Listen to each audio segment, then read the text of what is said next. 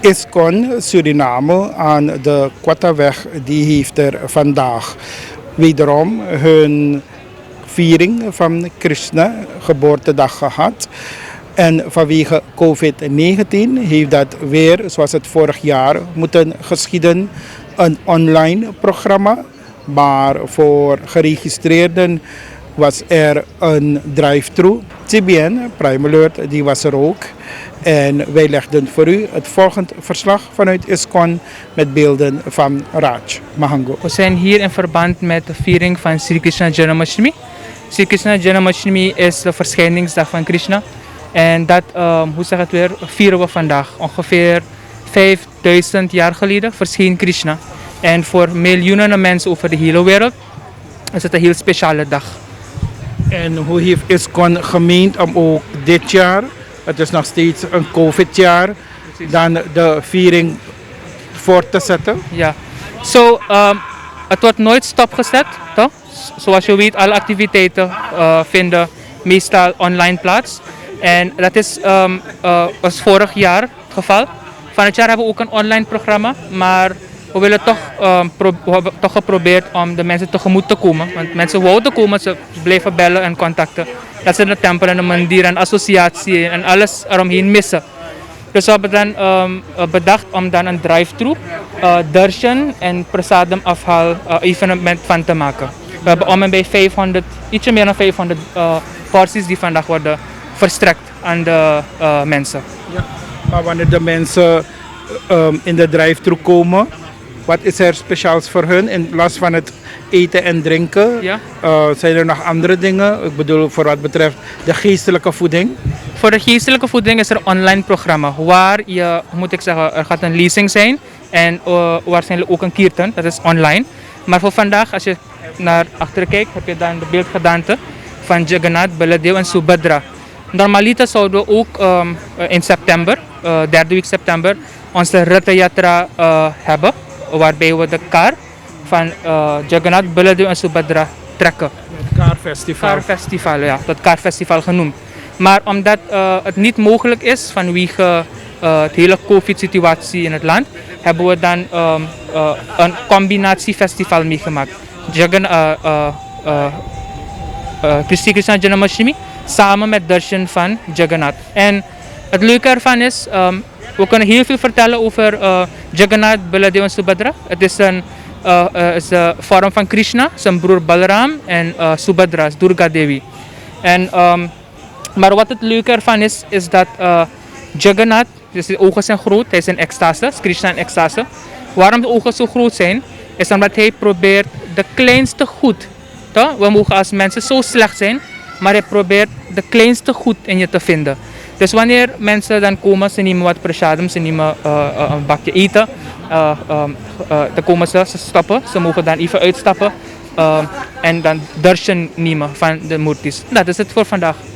Ja. Ja, verwachten jullie toch veel mensen? Ja, er zijn iets van 125 mensen die hebben geregistreerd.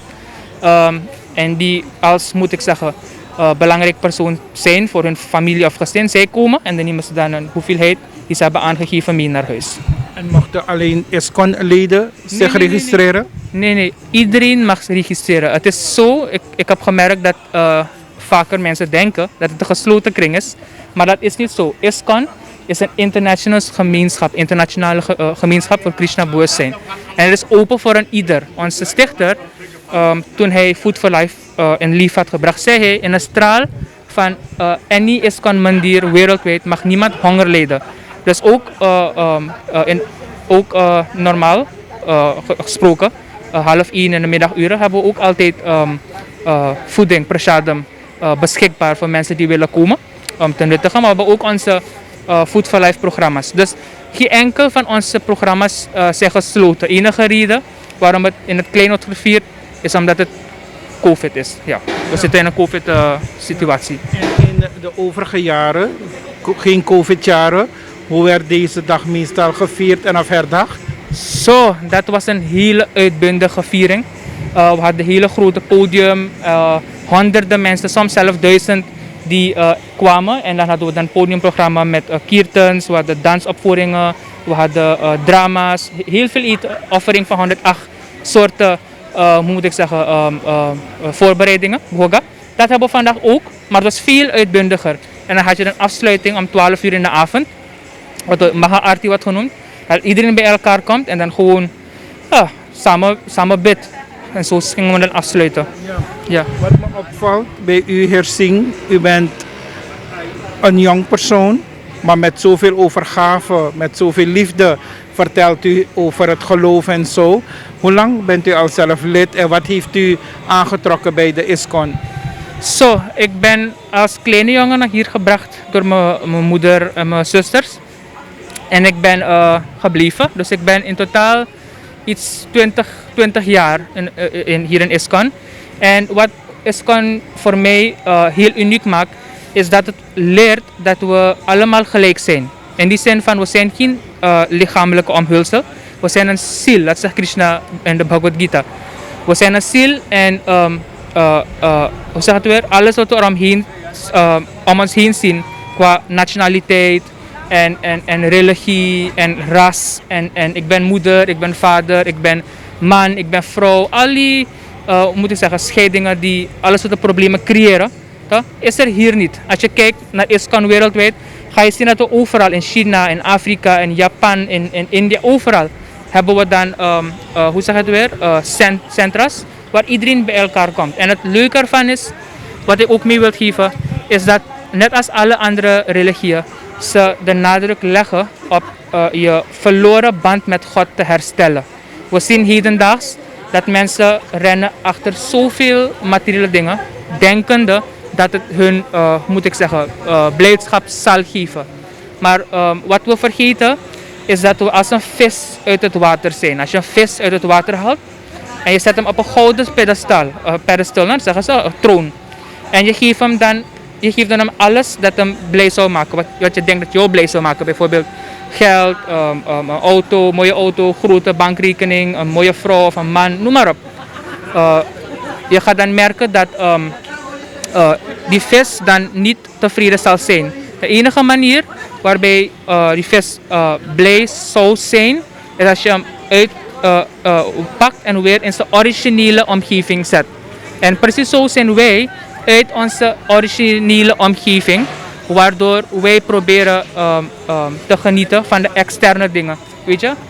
Vergetende dat hoe zeg het weer, geluk, blijdschap van binnen komt. Wanneer je weer hoe zeg het weer, verbindt met Bhagwan, met Krishna, met God. Ja. En hoe groot is de groep aan jongeren in Suriname die aangesloten zijn bij ISKCON? Ja, dus we hebben een jongerenorganisatie die Krishna Sena heet. En Krishna Sena heeft om en bij tussen de 20 en de 35 jongeren. Wegens corona hebben we heel weinig programma's, maar zodra het weer mag, zullen we dan weer beginnen daarmee. En ja, de aantallen blijven maar groeien, omdat het alleen maar geluk met zich meebrengt. Ja. Wat is de boodschap, als ik het zo mag zeggen, wanneer de mensen hier komen, of het nou via de drive-thru is, wat moeten ze volgens u van hier meenemen, heer Singh? Wat is vooral belangrijk dat ze vandaag van hieruit meenemen? Zo, als ik het moet connecten of moet relateren met Krishna Janmashtami. Krishna Janmashtami wordt vaak gezien als een dag. Het is een dag waarbij Krishna wordt geboren. En het geeft aan dat de duisternis wordt overwonnen. Dat weet je, hij haalt duisternis weg uit de levens van zoveel mensen. Het is een hele belangrijke dag. Maar wat de boodschap van Krishna Janmashtami is dat het niet alleen een dag is. We lopen allemaal rond met duisternis in ons hart. Woede, lust, gierigheid, jaloezie. Al die soort dingen zijn ook in ons hart. Zijn ook demonen, om zo te zeggen. Dat zijn demonen zijn in ons hart. En ze zijn heel subtiel. Maar door weer in contact te komen met God, met Bhagwan, verschijnt God. We zeggen niet dat God geboren wordt, hij verschijnt. Verschijnt God in je leven. Waardoor al deze negatieve kwaliteiten gewoon verwijderd worden. Dus deze moment van vreugde dat je kan ervaren, dat is iets dat je op elk moment kan ervaren. Ja. En wat zeg je vooral aan de jongeren van Suriname, vooral in deze uitdagende periode. Ik stel u deze vraag omdat u ook zelf jongeren bent. Ja. Toch? Wat is de boodschap van ISKCON, vooral naar jongeren toe, los van deze dag, maar nu in deze uitdagende periode? Srila Prabhupada had altijd een heel belangrijke gezegde. Hij zei simple living en high thinking. Simple living, het simpel leven en hoog denken. Nu, ik ben sinds kleins af hoor ik van mensen dat je, hoe staat het weer, je moet niet bezighouden met spiritualiteit. Je bent nog jong, weet je. Je moet eerst genieten van het leven, toch?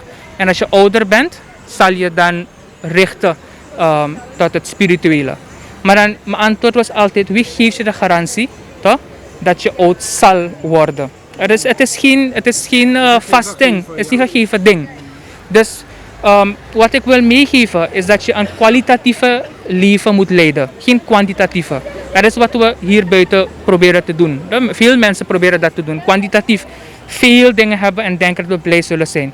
Maar hier, wat de boodschap van ISKCON is Isha was je principe. Alles is van God, je moet alleen gebruiken wat je nodig hebt, niet meer, niet minder. En in die, hoe moet ik zeggen, gemoedstoestand heb je dan, hoe moet ik zeggen, dat je hoe moet ik zeggen, samen met iedereen die dezelfde denkwijze heeft, ga je het verder schappen in het leven. Dus dan is de focus dan niet op het materiële, maar op het spirituele. En wat ik ook nog erbij wil zeggen, vroeger had je dat, als je naar die films keek, dan die spirituele films, dat je naar Himalayas moest gaan en het bos, alles moest laten. En de hele wereld moest verzakken en dan moest gaan zitten en keren tot God. Dat hoeft niet meer in deze Kali-tijdperk, het laatste tijdperk. Je kan alles wat je doet met je werk, met je gezin, voor aan God als centraal zetten, toch? En van daaruit je ding doen. En dan ga je zien dat de kwaliteit van je leven veel beter gaat zijn. Want dan gaat die selfishness die we hebben, getransformeerd worden tot selflessness. En dat is wat we allemaal willen hebben. Ja. Tot slot, hoe feliciteren we of groeten we elkaar dan op deze Krishna geboortedag? We zeggen altijd Hare Krishna aan elkaar. Hare Krishna. Of je kan ook zeggen Haribol en dan zeg ik Hare Krishna. Maar meestal zeggen we Hare Krishna. Hare Krishna. Hare Krishna.